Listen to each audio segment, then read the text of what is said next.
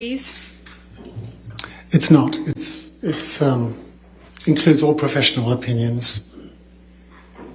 Do you agree with Dr. Spiegel that the GoldWater Rule doesn't apply to expert witnesses? I don't agree, no. How could Dr. Spiegel express an opinion without violating the GoldWater Rule? This has actually been a topic that's been written and published about. So it is possible for someone to give testimony about a matter without interviewing someone. And there's certain sort of ways that it should be framed.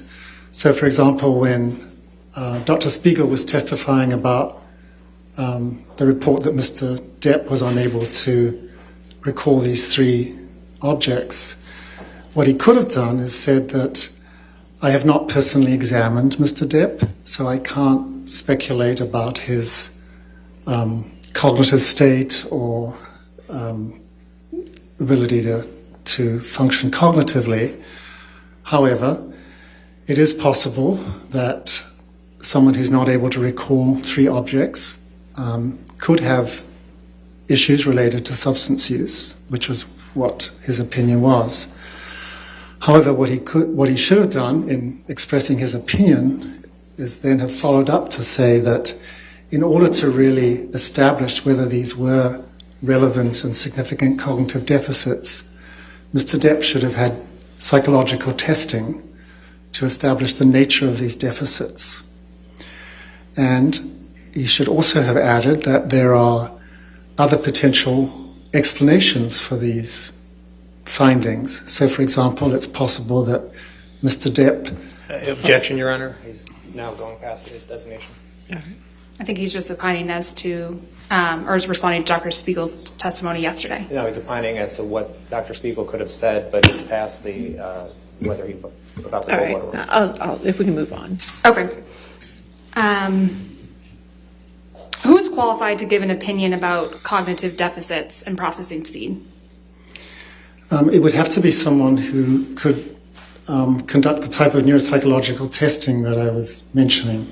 You can't establish the presence of cognitive deficits without a battery of tests. Objection. Again, this is beyond the GoldWater Rule. Overruled. You can't establish cognitive deficits without appropriate neuropsychological testing. And that can only be done by a psychologist or neuropsychologist. So a psychiatrist like Dr. Spiegel would be giving an opinion outside of his area of expertise if he gave an opinion about cognitive deficits that required psychological testing to be further evaluated. Dr. Spiegel yesterday testified about the practice of forensic psychiatry. Do you recall that testimony? Yes, I do. What is forensic psychiatry? Forensic psychiatry is a specialty of psychiatry that relates to matters on the intersection between psychiatry and the law. So, for example, what we're doing today is forensic psychiatry, where a psychiatrist comes into court and gives an opinion about a matter to help the court may come to an opinion. Are there professional standards that govern the practice of forensic psychiatry? Yes, there are. And what organizations have issued those standards? One of the primary organizations that has issued guidelines about the practice of forensic psychiatry is called the American Academy of Psychiatry and the Law. This is an organization that represents forensic psychiatrists. And it has published guidelines about what constitutes an ethical and sound practice of doing a forensic assessment and providing a psychiatric opinion. So this guideline, I think was published in 2015, actually contains many elements that are consistent with the GoldWater Rule. So, for example, it states that for a forensic assessment to be done, there has to be informed consent, and there should be a very thorough, comprehensive evaluation that would include reviewing past records, past psychiatric history. It would include doing what's called a mental status examination, which is a careful evaluation of someone's mood, cognition, things of that nature. And the guidelines do state that it is reasonable or permitted to provide an opinion without an evaluation, but if you're going to do that, there's some things that you have to really make clear in your opinion when you express that opinion. And the first is that you have to acknowledge the limitations of your opinion and not, like Dr. Spiegel, say that his opinion was held with a degree of medical certainty. You have to explain what's missing, what data you did not have that you were not able to rely upon in coming to that opinion. You also have to talk about what additional information you would need to come to that opinion. And even though these guidelines say it's permissible to do this, the text is still, I think, not fully in support of psychiatrists doing this. So their statements are that opinions rendered without a proper database, which is what we as psychiatrists rely upon to make diagnoses and give opinions, professional opinions, is questionable and not generally recommended. Did you form an opinion about Dr. Spiegel's testimony with respect to these practice guidelines? Yes, I did. And what is your opinion? Well, my opinion is that he did not follow those guidelines. So, for example, he did not have consent.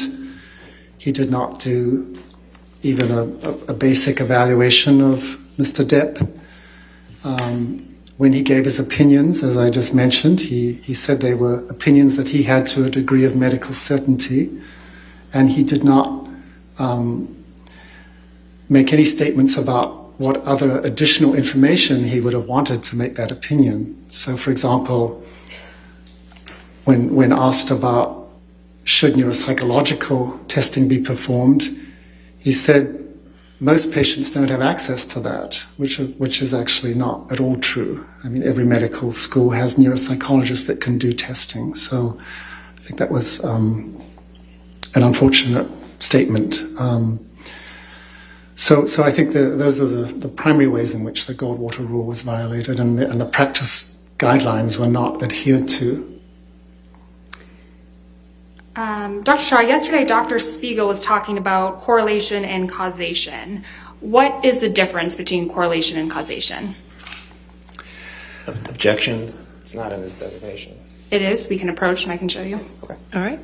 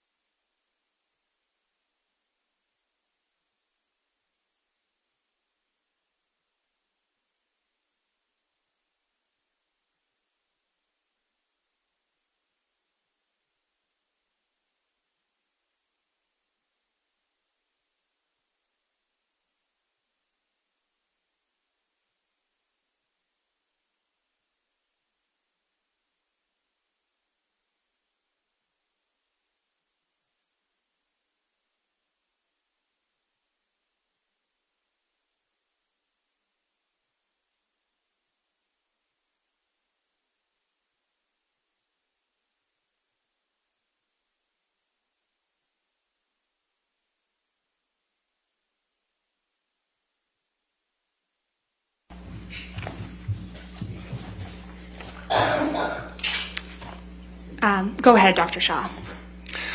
Yes, so the difference between a correlation and causation, correlation is a statistical analysis of a relationship between two different factors. So in Dr. Spiegel's testimony, he talked about, there being a correlation between opinions he had about Mr. Depp, his narcissistic personality traits, his substance abuse, things of that nature.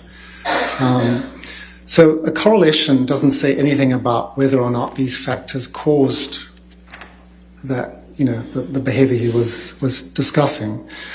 Perhaps one of the easiest ways I could describe this difference between correlation and causation is if we look at the issue of measles, if you'll bear with me. So there's a correlation between being young and catching measles. Now we know that measles is not caused by being young. Measles is caused by a virus. But young children have not been exposed to the virus. They don't have the immunity, so they have a higher rate of measles. So the difference statistically is, the difference is between causation and correlation is illustrated by that example. So Another way I might put this is if we had 100 people in a room, just bringing it back to the issue of IPV that Dr. Spiegel was testifying about. Let's say we had 70 people who had all the risk factors for IPV and 30 people who had no risk factors for IPV. So what can we say about those 70 people? We can't say that any single one of those people has perpetrated IPV, even though they may have all the risk factors. And if we look at the 30 people who have no risk factors, we also can't say whether or not they have perpetrated IPV. So the actual presence of risk factors for IPV that Dr. Spiegel was talking about, they say absolutely nothing about what happened in this case. Thank you, Dr. Shaw. Nothing further. All right, cross-examination.